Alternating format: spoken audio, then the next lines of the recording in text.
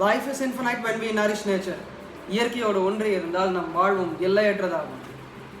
வணக்கம் நண்பர்களே, இன்னைக்கு வந்துட்டு பயோ என்சைம் எப்படி தயார் பண்ணுறதுன்னு பார்ப்போம். இந்த பயோ என்சைம் என்ன அப்படின்னு கேட்டிங்கன்னா, இது ஒரு சாதாரண ஒரு க்ளீனிங் வினிகர்னு சொல்லிக்கலாங்க. இதை வச்சு நீங்கள் தரையை துடைக்கலாம், பாத்திரம் கழுவலாம், ஏன் நம்ம குளிக்கிறதுக்கு யூஸ் பண்ணிக்கலாம், வண்டி கழுவலாம். இந்த மாதிரி எந்த ஒரு பர்பஸையும் வந்துட்டு நம்ம இதை வச்சு பண்ண முடியுங்க. ஷார்ட்டாக சொல்ல போனால் இது வந்துட்டு ஒரு மல்டி பர்பஸ் கிளீனிங் லிக்விடுங்க. இது நாமளே வந்துட்டு சொந்தமாக வீட்டில் எப்படி தயாரிக்கிறது அப்படிங்கிறத வந்து நம்ம பார்க்க போகிறோம். ஸோ இது வந்து எந்த ப்ராசஸில் நடக்குதுன்னு கேட்டிங்கன்னா, ஒரு ஃபெர்மெண்டேஷன் ப்ராசஸில் வந்து நடக்குதுங்க. அதாவது நொதித்தல். இப்போது நம்ம பழைய சோறு எப்படிங்க பண்ணுறோம்? சாதத்தை தண்ணியில் ஊற வைக்கும்போது ராத்திரி பூரா அது ஊறும்போது அது அப்படியே நொதிச்சு போய் புளிச்சு போகுது இல்லைங்களா? இதுலேயும் அதே ப்ராசஸ் தாங்க. ஒரு பாத்திரம் கழுவும் போதோ, இல்லை என்ன பண்ணுவோம், ஒரு குளிக்கும் போதோ, இல்லை தர துடைக்கும் போதோ, வண்டி கழுவும் போதோ விதவிதமாக நம்ம வந்துட்டு கெமிக்கல்ஸை வந்து நம்ம வாங்குகிறோம் இல்லைங்களா? இப்போது அந்த கெமிக்கல்ஸ் எல்லாம் வந்துட்டு கழிவுகளாக வெளியே போய் இயற்கைக்கு என்ன பாதிப்பை உண்டு பண்ணுதுன்னு பார்க்கலாம். இப்போ அந்த பாதிப்புகள் வந்து பார்த்திங்கன்னா, ஒரு லைஃப் ஃபோர்ஸை வந்து அது டிஸ்ட்ராய் பண்ணுது. அதாவது ஒரு உயிரோட்டத்தையோ உயிர் சம்மந்தப்பட்ட விஷயங்களையோ அதை வந்து அழிக்குது. இப்போ என்ன நம்ம விளம்பரத்திலே பார்த்தோன்னா, தரை துடைக்கும் போது எல்லா கிருமிகளையும் வந்துட்டு அழிச்சிருது அப்படின்னு சொல்கிறாங்க. கிருமிகள் அழிக்கிறதுன்னா ஒன்றும் இல்லை, ஒரு உயிரை வந்து காலி பண்ணுறது. கிருமிகள் நல்லதா கெட்டதா? கிருமிகளில் வந்துட்டு ரெண்டு விஷயம் உண்டு, நல்ல கிருமிகள், கெட்ட கிருமிகள். நல்ல கிருமிகளை வந்து மைக்ரோப்ஸ்னு சொல்கிறோம், கெட்ட கிருமிகளை வந்துட்டு ஜெர்ம்ஸ்னு சொல்கிறோம். ஸோ இந்த மெத்தடில் வந்துட்டு நம்ம செய்யும்போது மைக்ரோப்ஸை வந்து உருவாக்குறோம். அதாவது இந்த பழம் இருக்குது பார்த்தீங்களா, எலுமிச்சம்பழம் நான் எடுத்திருக்கேன். இதை வந்து நீங்கள் வீட்டில் இருக்கிற எந்த ஒரு காய்கறி வேஸ்ட்டோ, இல்லை பழ வேஸ்ட்டோ, பூவோ, இலையோ என்ன வேணாலும் போடலாம். வீட்டில் இருக்கிற கழிவுப் பொருட்களை வச்சு தாங்க நம்ம இதை தயார் பண்ணுறோம்.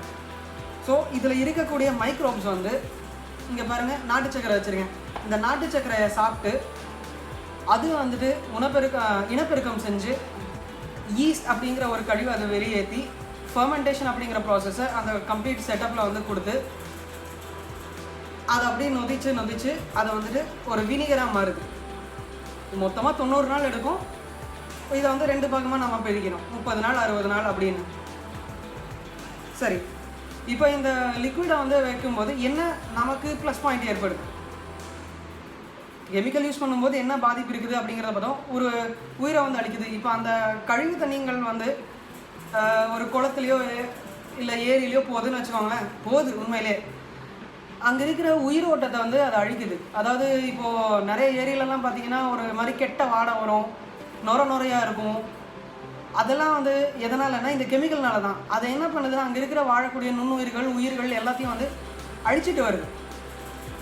ஸோ அந்த மாதிரி இல்லாமல் ஈக்கோ ஃப்ரெண்ட்லியாக நம்ம என்வைரன்மெண்ட்டை பாதுகாக்கக்கூடிய விஷயமா நம்ம இயற்கையோட ஒன்றி வாழணுங்கிற ஒரு நோக்கத்தில் நாம் இதை வந்து தயார் பண்ணுறோம். இதை கண்டுபிடிச்சவங்க வந்து தாய்லாண்டை சேர்ந்த டாக்டர் ரோசுகுன் பூம்பன்வாங் அப்படிங்கிற ஒரு பெண்மணி. அவங்க ஒரு இயற்கை விவசாயி கூட, ப்ளஸ் அவங்க உரங்கள் எல்லாமே வந்துட்டு இயற்கை முறையில் ஆர்கானிக் உரங்கள் எல்லாமே தயார் பண்ணுறாங்க. இந்த பயோ என்சைமை கூட நீங்கள் அந்த மாதிரி ஒரு இயற்கை உரமாகவும் யூஸ் பண்ணிக்கலாம், ஒரு பூச்சி விரட்டியாகவும் யூஸ் பண்ணிக்கலாம். ஒரே பொருள் தாங்க, மல்டி பர்பஸ்லி. இப்போது ஒரு தக்காளி செடி வந்து நம்ம ஏற்கனவே நம்மளுடைய முன்னாடி வீடியோஸ்லலாம் பார்த்தோம். அந்த தக்காளி செடியை வந்து நம்ம வளர்க்குறப்போ வந்துட்டு 1 மாதம் வந்தது. ஸோ இது போடும்போது இன்னி கொஞ்சம் நல்ல ஊட்டச்சத்தோடு இன்னும் நல்லா சத்தாக வந்து வளரும். தற்சார்பு வாழ்க்கையை நோக்கி பயணிக்கும் ஒரு முயற்சியில் இதுவும் ஒன்று. இதில் முக்கியமான தேவை வந்து 4 பொருட்களுங்க. ஒரு பாத்திரம், தண்ணி, காய்கறி கழிவுகள் அல்லது பழக்கழிவுகள், நம்ம எதை சாப்பிட்றோமோ அதோடைய வேஸ்ட். அதுக்கப்புறம் வந்துட்டு ஜாகரி, நாட்டு சக்கரை. வெள்ளை சக்கரை ஆகவே ஆகாதுங்க, வெள்ளை சக்கரை போடாதீங்க, இட்ஸ் ஸ்லோ பாய்சன். இது வந்து நாட்டு சக்கரை மட்டும் தான் நம்ம யூஸ் பண்ணணும். இதில் உயிரோட்டம் இருக்குது. அதனால் இதை வந்து செய்கிறதுக்கு ஒரு ஃபார்முலா இருக்குங்க. 15:10:3:1. 15 கொள்ளளவு உள்ள பாத்திரத்தில் 10 கொள்ளளவு தண்ணியும் 3 கொள்ளளவு காய்கறி வேஸ்ட், அதாவது ஏதாவது ஒரு சமையல் கழிவு, அதுக்கப்புறம் வந்துட்டு 1 கொள்ளளவு நாட்டு சக்கரை. இப்போ இதில் பார்க்கும்போது நிறைய இருக்குது. நம்ம எடுத்து போடும்போது என்ன அளவு தேவையோ அந்த அளவுக்கு மட்டும்தான் நம்ம இதில் வந்து யூஸ் பண்ண போகிறோம். சரிங்களா? மொத்தமாக வந்துட்டு இப்போ பார்த்தீங்கன்னா இந்த 2 பாட்டிலும் பார்த்தீங்கன்னா 750 மில்லிங்க. ஸோ மொத்தம் வந்து 1.5 லிட்டர். இப்போ 1.5 லிட்டர் வருது. அதுக்கப்புறம் வந்துட்டு இதில் ஒரு 150 கிராம் தான் இதில் வந்து எடுத்து போட்டு கலக்க போகிறோம். 3 கொள்ளளவுக்கு வந்துட்டு நம்ம கழிவுகளை எடுத்துருக்கோம். சரிங்களா? ஓகே, இதை வந்து ப்ரிப்பேர் பண்ணுறதுக்கு 90 நாள் ஆகும். முதல் 30 நாள் ஏரோபிக் ஃபெர்மெண்டேஷன், அடுத்த 60 நாள் ஆனிரோபிக் ஃபெர்மெண்டேஷன். ஏரோபிக் ஃபெர்மெண்டேஷன்னா என்னென்னா, இதிலிருந்து இதை வந்து போடனே நொதிக்க ஆரம்பித்த உடனே அதை வந்துட்டு ஒரு கேஸஸ் வந்து வெளியேடுத்தோம். ஒன்றும் இல்லைங்க, மீத்தேன் கேஸ் தான். நம்ம பொதுவாக வந்துட்டு இப்போ ஆர்கானிக் கம்போஸ்ட் எல்லாம் வீட்டில் செய்கிறவங்க வந்து பார்த்திங்கன்னா அவங்களுக்கும் வந்துட்டு அந்த மீத்தேன் வந்து உருவாகும் அந்த கம்போஸ்ட்லேருந்து. சரிங்களா? அந்த கம்போஸ்ட் போடுற மெட்டீரியல்லேருந்து கண்டிப்பாக உருவாகும். அதே தாங்க இதுலேயும் சேம் ப்ராசஸுங்க, நொதிக்கிறது தான். ஒரு இரும்பு சத்து ஒரு காய்கறிக்குள்ளே எப்படி வருதுன்னு கேட்டிங்களா, அதுவும் வந்து ஃபெர்மெண்டேஷன் ப்ராசஸ் தான். கத்திரிக்காய் சாப்பிடுங்க, இரும்பு சத்து அதிகமாக இருக்குன்னு சொல்கிறாங்க இல்லைங்களா? இப்போ நம்ம அதுக்காக ஒரு ஆணி எடுத்து கடிச்சு சாப்பிட முடியுமா? அதனால் என்ன பண்ணுறோம், இப்போ அந்த கத்திரிக்காயில் இரும்பு சத்து எப்படி வருது? ஸோ இரும்புடைய தாது பொருட்கள் நம்ம விவசாய மண்ணில் இருக்குது. அந்த மண்ணில் இருக்கக்கூடிய நுண்ணுயிர்கள் அந்த தாது பொருட்களை ஃபெர்மெண்ட் பண்ணி ஒரு அந்த செடியை வந்து உள்வாங்கக்கூடிய அளவுக்கு அதை ஃபெர்மெண்ட் பண்ணுது. ஸோ அதை வந்து அந்த கத்திரிக்காய் செடி அதுக்கு தேவையான சத்துங்கிற ஒரு இரும்பு சத்துங்கிறனால அதையும் உள்வாங்கிக்குது வேர்கள் மூலயமா.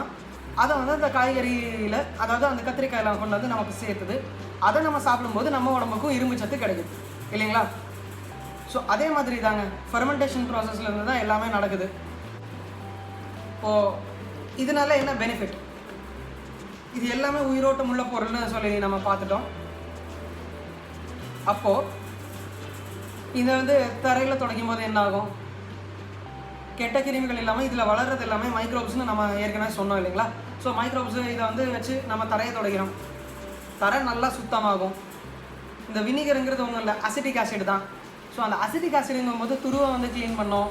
இப்போ துரு பிடிச்ச ஒரு கம்பி இருக்குது, அதை வந்து நீங்கள் க்ளீன் பண்ணணும்னு நினச்சிங்கன்னா இதை வச்சு நல்லா அப்ளை பண்ணி நல்லா தேய்ச்சி விட்டுறலாம். அதே மாதிரி வந்து எண்ணெய் பிசுக்குள்ள பாத்திரங்களை வந்து நம்ம கழுவலாம். அந்த மாதிரி பல யூசஸ் இருக்குது. ஸோ இதில் என்வாயர்மெண்ட்டுக்கு என்ன நல்லது அப்படின்னு கேட்டிங்கன்னா, இதில் உயிரோட்டம் இருக்கிறனால என்வாயர்மெண்ட்டை வாழ வைக்கும். ஒரு குளத்தில் வந்துட்டு நீங்கள் இந்த பயோ என்சைமை வந்து நீங்கள் இறக்கி விடுறீங்கன்னு வச்சுக்கோங்களேன்.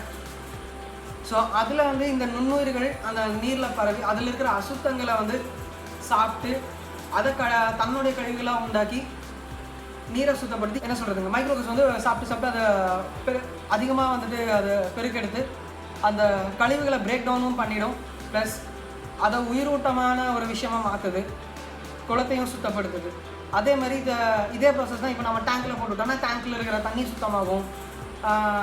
அந்த பைப்லைனில் வரும்போது அந்த பைப்லைன் இருக்கிற துரு அது எல்லாமே அரிச்சிட்டு அந்த பைப்லைன் சுத்தமாகும். ஒரு பாத்திரத்தை வந்து நம்ம கழுவுறோன்னா அந்த பாத்திரம் சுத்தமாகுது. ஏரி குளமே சுத்தமாகும் போது பாத்திரம் சுத்தமாகாதா? அதே மாதிரி வந்து இந்த பயோ என்சைமை சரியான கொள்ளளவுகளில் எடுத்து நம்ம செடிக்கு வந்து உரமாகவும் அட் த சேம் டைம் பெஸ்டிசைடாகவும் பூச்சி விரட்டியாகவும், பூச்சியை கொள்ளாதுன்னா இது பூச்சி விரட்டி அப்படியாகவும் நம்ம யூஸ் பண்ணிக்கலாம். சரிங்க, இப்போ நம்ம என்ன பண்ண போகிறோம்னா இதை வந்து ஒரு பிளாஸ்டிக் பாத்திரத்தில் தான் நம்ம தயார் பண்ண போகிறோம். இதுக்காக வந்து பிளாஸ்டிக் பாத்திரம் கடையில் வாங்கணும்னு அவசியம் இல்லை. வீட்டு பக்கத்தில் இருந்த ஒரு பெட்டி கடைக்காரர்கிட்ட இந்த சாக்லேட் வச்சுருந்த டப்பா இருந்தது. ஸோ அவர்கிட்ட கேட்டு வாங்கிட்டு வந்தது. இதுவும் அதே மாதிரி தாங்க, இருக்கிற ஜூஸ் பாட்டில் அது இது ஜூஸ் வந்து பொதுவாக குடிக்கிறது இல்லை. பக்கத்து வீட்டிலேருந்து அக்கத்து வீட்டிலேருந்து கேட்டு வாங்கிட்டு வந்துடும். இதுக்கெல்லாம் வைக்கப்படணும்னு அவசியம் இல்லை. பிளாஸ்டிக்கை வந்து நம்ம எவ்வளோக்கு எவ்வளோ பர்மனெண்ட்டாக யூஸ் பண்ணுறோமோ அவ்வளோக்கு எவ்வளோ எந்த இதுவும் இல்லை. பட் அதை வேஸ்ட்டாக வெளியே போடாமல் அதை ரீசைக்கிள் பண்ணி ரீயூஸ் பண்ணுறது அதுதான் முக்கியமான நோக்கம். அதே மாதிரி தாங்க இந்த காய்கறி கழிவுகளும் நம்ம வந்துட்டு எதையுமே வேஸ்ட் பண்ண போகிறது கிடையாது. ஸோ ரீயூஸ் பண்ணுறோம், ரீசைக்கிள் பண்ணுறோம், அதுதாங்க முக்கியமான திங். சரி, இப்போ இதில் இருக்கிறது வந்து 750 மில்லி தண்ணி. ஸோ அதை வந்து நம்ம இப்போ ஊற்றுறோம்.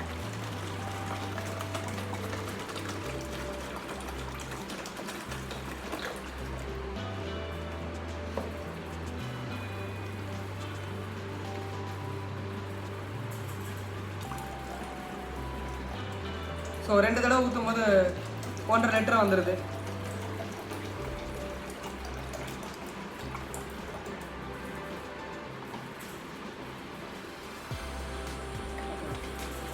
சரி, இந்த ஸ்பேஸ் வந்து இருக்குது பாருங்கள், தண்ணி இந்த அளவுக்கு தான் நிறைஞ்சிருக்கு. ஸோ இங்கே இவ்வளோ ஸ்பேஸ் இருக்குது. இது எதுக்காகன்னு கேட்டிங்கன்னா அந்த கேஸ் அக்யூமுலேட் ஆகிறதுக்கு. ஸோ கேஸ் அக்யூமுலேட் ஆகும்போது என்னென்னா 30 நாள் நம்ம வைக்கும்போது இவ்வளோ தான் கேஸ் வருமானா கிடையாது, நிறையாவே வரும். ஸோ அந்த ஃபஸ்ட்டு 30 days வந்து ஏரோபிக் ஃபர்மெண்டேஷன் நடக்கணும்னு சொல்லி சொன்னோம் இல்லைங்களா, அதுக்காக என்ன பண்ணுறோன்னா இதை வந்து ஒரு ஏர் டைட்டாக வைக்கணுங்க மெயினாக.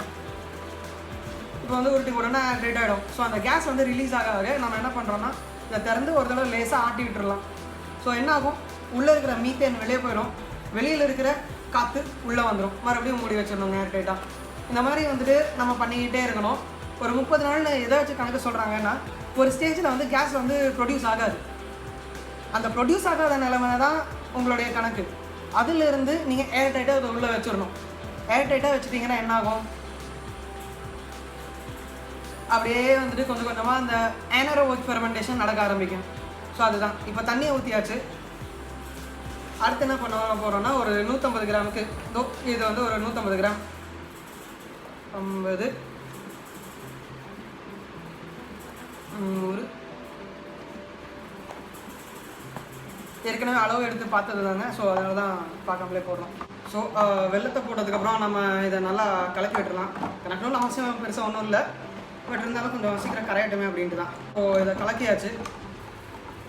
ஸோ 1.5 லிட்டர் தண்ணி, 150 கிராம் வெல்லம் போட்டோம்.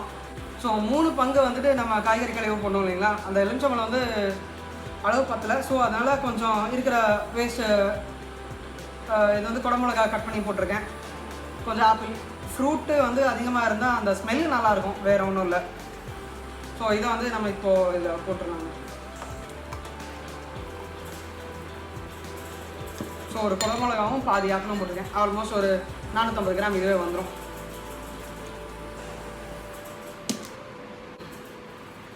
ஓகே,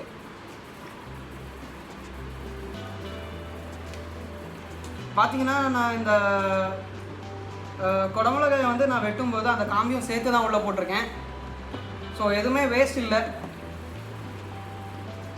பாருங்கள், இதோ காம்பு சேர்த்து போட்டுடலாங்க, தப்பே இல்லை. நம்ம எதுவுமே வேஸ்ட் பண்ண போகிறது கிடையாது, எல்லாமே ரீயூஸ் பண்ண போகிறோம்.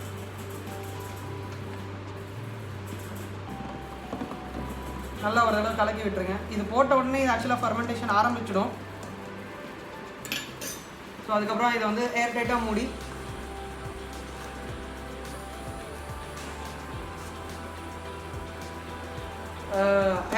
இதை மூடி நம்ம வந்துட்டு ஒரு வெளிச்சம் படாத இடத்துல வச்சிடுறது ரொம்ப நல்லது.